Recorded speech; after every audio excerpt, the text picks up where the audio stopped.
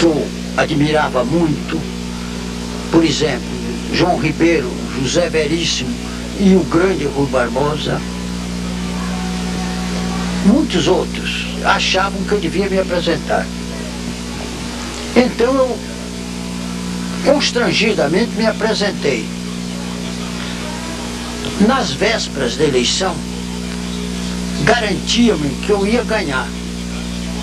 Mas do Ministério do Exterior passaram telegramas para os acadêmicos que estavam na Europa, quase sempre eram diplomatas naquele tempo, e dizendo que eu tinha renunciado.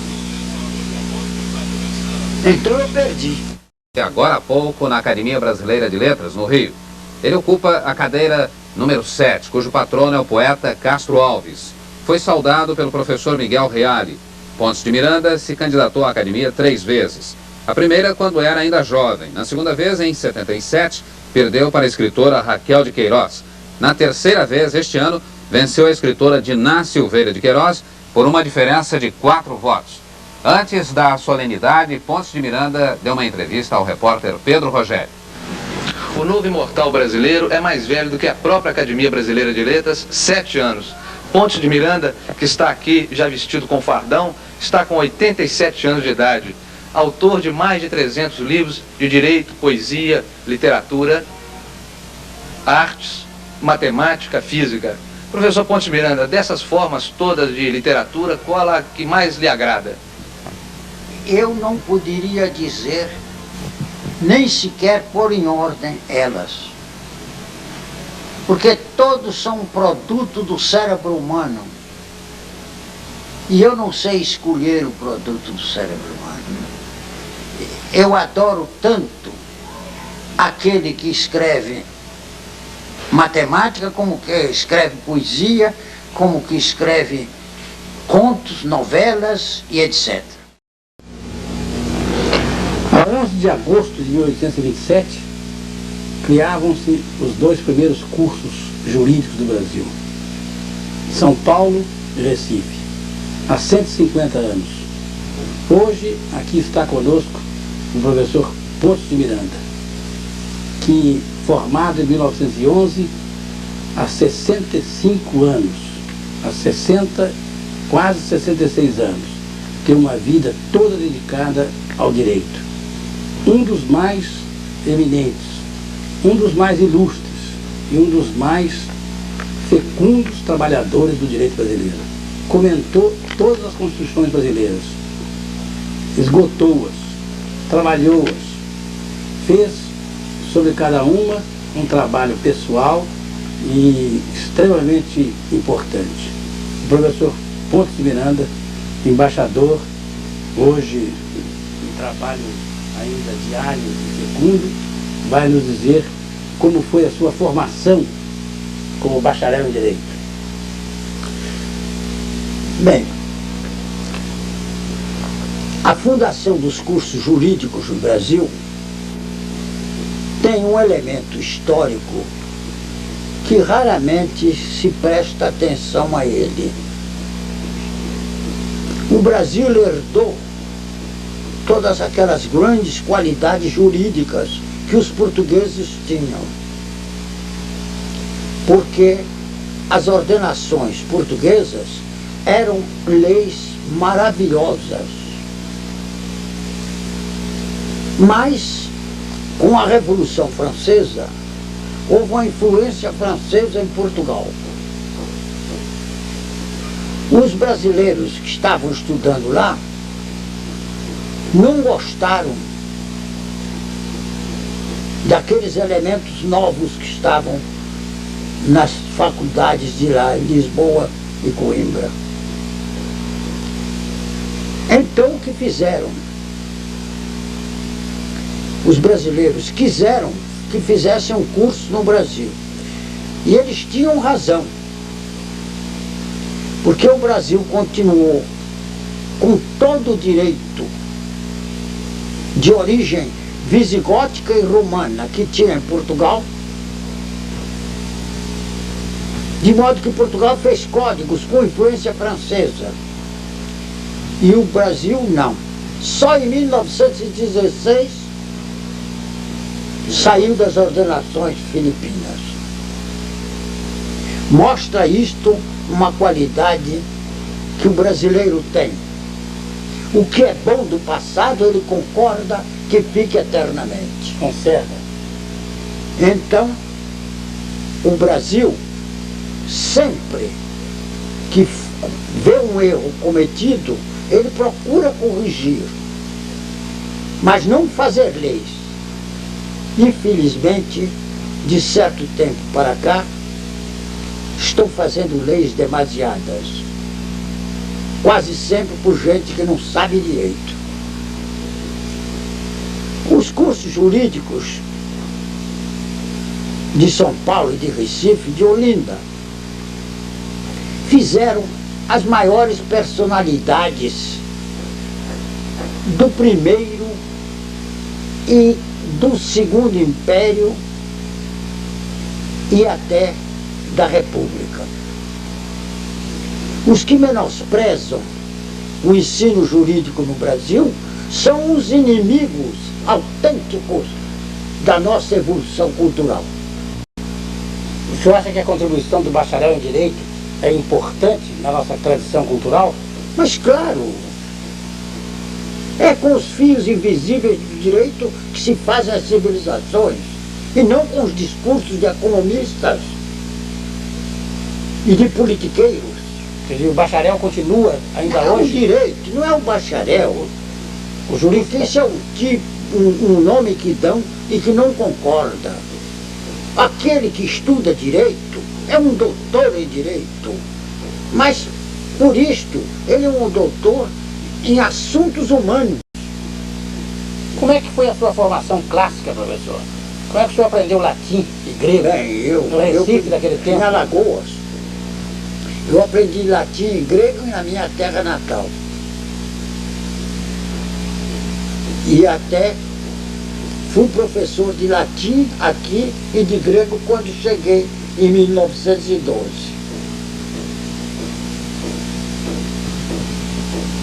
Bem, não tenho tempo para contar estas coisas, mas fui para Recife. Eu ia estudar matemática e física na Inglaterra, mas por umas sugestões familiares eu fui estudar direito no Recife. Lá aprendi alemão com um professor alemão, Paulo Wolff. Paulo Wolff. É, e depois no convento dos franciscanos. O senhor deve muito a sua formação aos franciscanos? Ah, claro, né? Eu profundamente, apesar de só meu nome só ser Francisco, eu devo enormemente aos franciscanos. E o senhor escreve em alemão? Escrevi muito. Em 1922, publiquei alguns artigos nas grandes revistas alemãs daquele tempo e de hoje. A sua formação como Mas jurista? e eu não tinha ido à Alemanha. Eu mandava os artigos e publicava. Alguns até botavam nas primeiras páginas das revistas. Quer dizer, além do alemão, que línguas outras o senhor pratica? Como? Que línguas o senhor pratica além do alemão? Bem, o francês. Não escrevi nunca livro em francês, senão um curso que dei na Haia. Mas em inglês escrevi até poesias também em inglês, etc. São as três línguas que eu mais aprecio depois do português, que é a língua que mais merece, porque é a mais latina das línguas que existe nos chamados países latinos. Agora, apesar dessa sua admiração pelo latim, pelas letras clássicas e pelo português, o senhor tem uma formação germânica como jurista? Bem, claro. Eu li tantos alemães que fui convidado para dar um curso na Alemanha, na Kaiser Wilhelm Stiftung, hoje Fundação do Imperador Guilherme. Bem, hoje é Max Planck, que era o presidente naquele tempo, agora é Instituto Max Planck. E ele me convidou para dar conferências lá. E recentemente, abrindo uma revista, fiquei surpreso que um grande jurista, numa revista da Alemanha, falou sobre o meu curso e teve uma frase que me encantou. Ele só podia ser o que é vindo da matemática para o direito. O senhor veio da matemática? Sim. Eu continuo Matemático? matemático. Quer dizer que o senhor não é um bacharel com hostil ao número? Qual o número? Mas não há bacharel que seja hostil ao número. Só alguma Uma balela? Não. Ou quem ama o direito tende a amar ciência de que o direito precisa. Que é precisão, que é... Claro.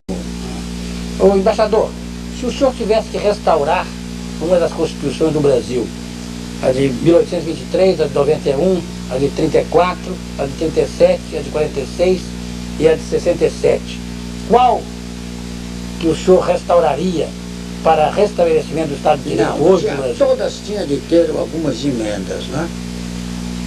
As duas melhores constituições que o Brasil teve foram a de 34 e a de 46. Elas são diferentes em alguns pontos, de modo que precisavam tirar o que é melhor de uma e de outra. Ambas nascidas de são- assembleias nacionais constituintes. Claro, constituição feita por uma pessoa é um perigo. O senhor já foi convidado alguma vez para fazer uma constituição Fui, ou uma lei fui, complementar? fui. Não, no próprio mercado não, fazer Constituição, fazer uma Constituição nova. E eu respondi que uma Constituição tem de ser feita por um parlamento, por uma constituinte. Eu nunca farei uma Constituição. Se fosse presidente da República, chamava o meu líder para apresentar emendas à Constituição existente. Se fosse senador, faria a mesma coisa. Apresentaria emenda. Se fosse deputado, faria emenda. Mas fazer uma Constituição, eu não aceitei. O senhor acha que o Congresso hoje tem poder constituinte, Não, tal como existe? não tem ainda. Para se fazer um poder constituinte, é preciso se afastar tudo que está posto contra os princípios da herança brasileira, da Constituição do Império e de que nós herdamos a República. O que é a tradição política constitucional brasileira? Atual? O que seria assim? Qual seria o para ser fiel à tradição brasileira? O que seria uma Constituição? Seria uma Constituição? Bem, isso é uma escolha. Ou um parlamentarismo, ou um presidencialismo. Mas, de qualquer modo, o que é essencial é que o povo vote e os constituintes, recebendo esta sugestão do povo, façam uma Constituição, não admitindo que ninguém force a botar uma palavra no texto. O que o senhor achou da Carta aos Brasileiros das Arcadas da Faculdade de São Paulo? Bem, o que eu acho é que foi apenas um gesto lá da Faculdade de São Francisco e que deve ser acompanhado de outros gestos, não muito diferentes, mas mais claros em alguns pontos. Agora, por que Olinda e atualmente Recife não participaram da mesma forma, com tantas tradições que tem Pernambuco na área do direito, inclusive a sua própria pessoa? Por que a Faculdade de Recife, antigamente de Olinda, não compareceu na comemoração do 60º centenário da fundação dos cursos de Direito? Bem,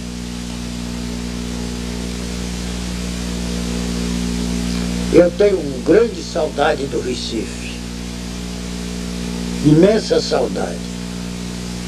Lá eu estudei alemão e aperfeiçoei o meu inglês daquele tempo. Lá eu escrevi o meu primeiro livro com 17 anos.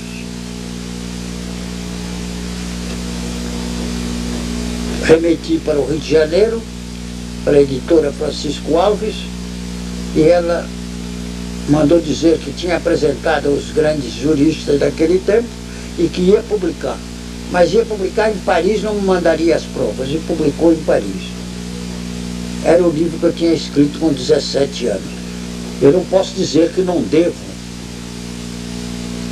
ao Recife o que tenho muito dentro de mim, mas não quero comparar o Recife de hoje com o Recife até 1912.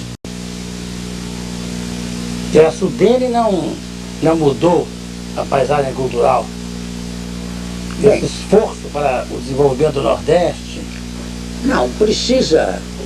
Lá tem grandes professores hoje, lá. Mas é preciso que o professor não tenha influência política. Que não Ele recebe. está ensinando direito e a ciência do direito. E não está observando o lado esquerdo, o lado direito ou certo. Sem estar preso a ideologias. É, ideologia. Agora, o senhor acha que existe um direito brasileiro? O direito brasileiro, apesar de todos esses erros que cometem com essas legislações, eu vou dizer, legislações detestáveis, erram na terminologia do direito, dizem coisas que vê-se que não daria nem um exame de primeiro ano de direito, mas o direito, apesar de tudo isso, o direito brasileiro ainda é um dos melhores do mundo. O senhor conheceu o Rui Barbosa, embaixador? Muito amigo dele, muito amigo dele. Fui muito amigo dele e ele exatamente sobre o meu livro, um livro meu que saiu logo depois desse, ele fez um elogio que consta aí. Bem, eu fui amigo de umas grandes pessoas de que me lembro e fico emocionado quando me lembro deles. O senhor acha que o Brasil decaiu no plano cultural em relação a esse passado? Mas evidentemente, nós fundamos um Instituto Brasileiro de Ciências. Eram as maiores personalidades do Brasil, de Manguinhos e todo lugar. Nesse instituto só se podia publicar o que fosse descoberta. Então, o grupo tinha de aprovar. Se tivesse uma pedra negra, não se podia publicar no boletim. O boletim foi uma maravilha, só tem descobertas. Vendemos tantos os boletins para o estrangeiro que pudemos, no instituto, que eu só vou dizer algumas pessoas que estavam lá. Gustavo Hasselmann, Carlos Chagas, bem, Oswaldo Cruz? Oswaldo Cruz, não, outros, eu quero dizer mais outros. Bem, Tobias Moscoso, provavelmente. bem, e também o que é de grande importância, até Laboriou. o Santos Dumont. Santos Dumont. Até o Santos Dumont ia lá. Compramos uma casa para um instituto lá em Botafogo. Um dia, queimaram o livro do tabelião em que figurava a nossa compra. Entraram na casa e jogaram fora toda a documentação que tínhamos. E assim foi fechado o Instituto Brasil de Ciências. O senhor pertence à Sociedade Brasileira para o Progresso da Ciência? A SBPC? Não. Não se interessa pela sociedade? Não, eu me interesso, se por ciência eu me interesso muito. Eu leio não somente livros de direito, como livros de biologia, de todos os outros, né? Quantas horas o senhor trabalha por dia, embaixador? 7, 8 horas. Escrevendo?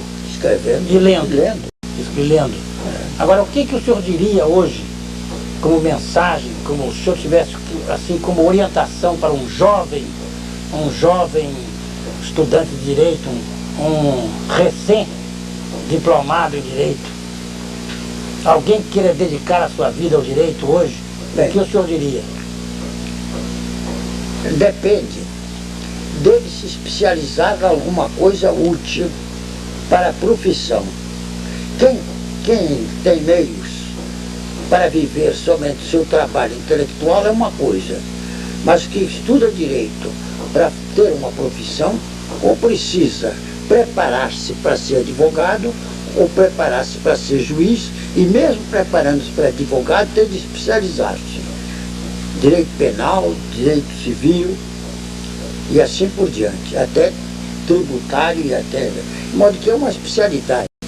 Quantos livros o senhor escreveu, embaixador? Uma porção deles. Só uma obra tem 60 volumes. Mas comentário à Constituição, tem um título, e comentários ao Código de Processo Civil. É uma biblioteca? Muitos livros de sociologia, de política científica. Há vários livros. É muita coisa. Hoje raro. Inclusive um que desapareceu. Que gostaria que, uma vez que isso é transmitido, alguém encontre. Porque roubaram de todas as bibliotecas do Brasil, inclusive os 2 exemplares da minha casa. E é um livro que eu não posso refazer, porque era um livro que tinha os testes que eu fiz das grandes personalidades do Brasil. Qual é? Como é que se chama? Método de análise sociopsicológica. Tem um exemplar. É uma medida do que a sociedade põe dentro do indivíduo e que se soma. E eu fiz os testes de grandes personalidades. E tem o discurso de Porto Carreiro, em que ele termina no Congresso de Neurologia, Psiquiatria e Medicina Legal, aqui no Rio de Janeiro. Ele fez uma exposição só sobre o meu livro, o discurso, e termina dizendo: o meu teste feito por este livro é perfeito. Mas desapareceu o livro. Bom, esperemos que alguém o tenha e que possa devolvê-lo. Quem sabe? Já botou-se anúncio, até dando uma quantidade, um dinheiro alto. Embaixador, o senhor se considera, acha que o Brasil reconhece a contribuição cultural, especialmente no campo do direito, que o senhor deu? O senhor tem tido essa retribuição pelo seu labor intelectual permanente? Eu nunca tive uma decepção com a geração nova. Os novos reconhecem?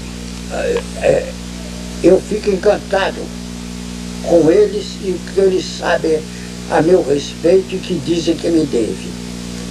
Agora, quando eu vim ao Rio de Janeiro,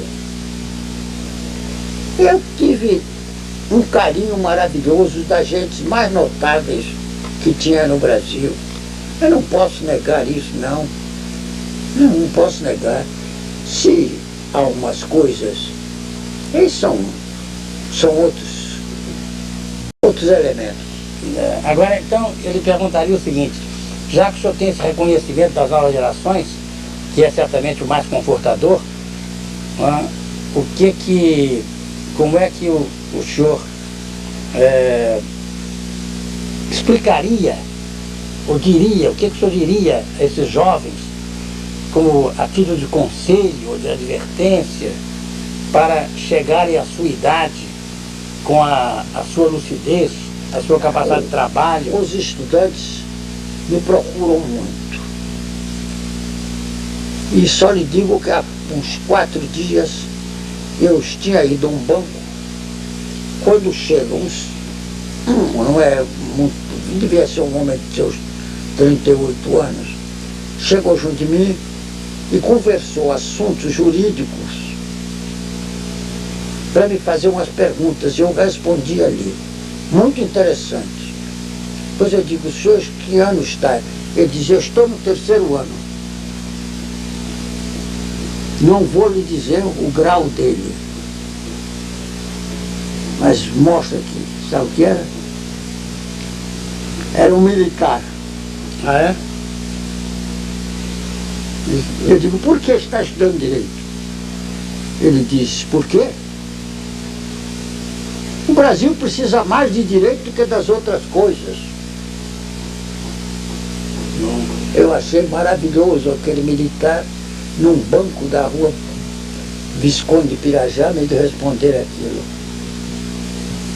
O senhor acha que não há incompatibilidade entre a condição de militar e o direito? Não, ao contrário. Ao contrário. Há violentos civis mais violentos que militares. Muito mais violentos. Algumas coisas que os militares cometeram no Brasil no passado foram devidos a civis que insinuaram. Tá aí o Pinheiro Machado que não deixa mentir, né? Não, mas Pinheiro Machado não era militar. Era civil? Era civil. Tinha o título de general. Tinha o título de general. E foi meu amigo. É, eu sei. Foi meu amigo. Mas e... Não devo nada a ele, senão amizade.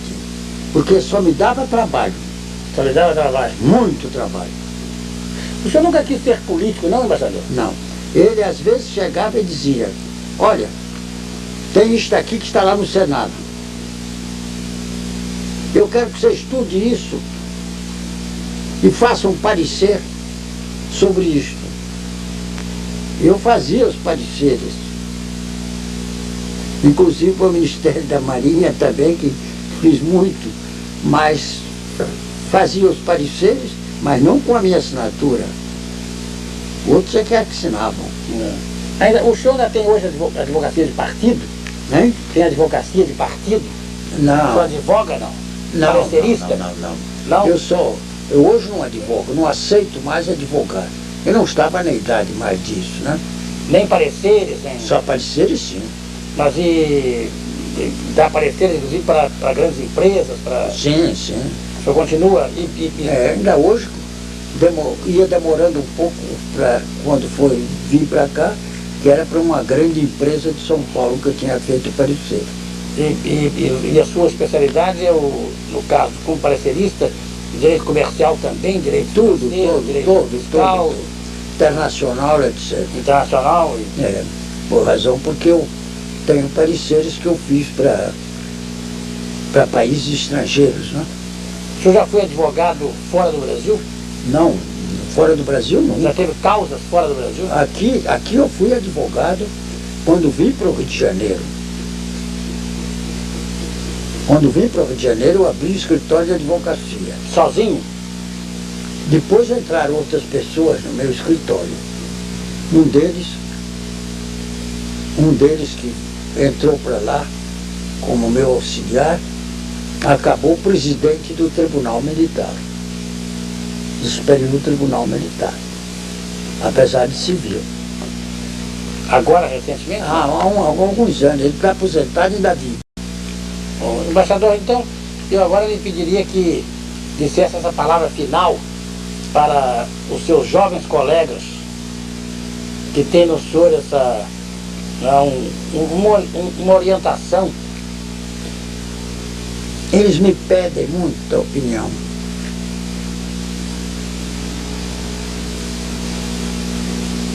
E eu respondo sempre quando se trata de jovem. Eu dei ordem sempre, a minha secretária, quando estudante, pode mandar subir.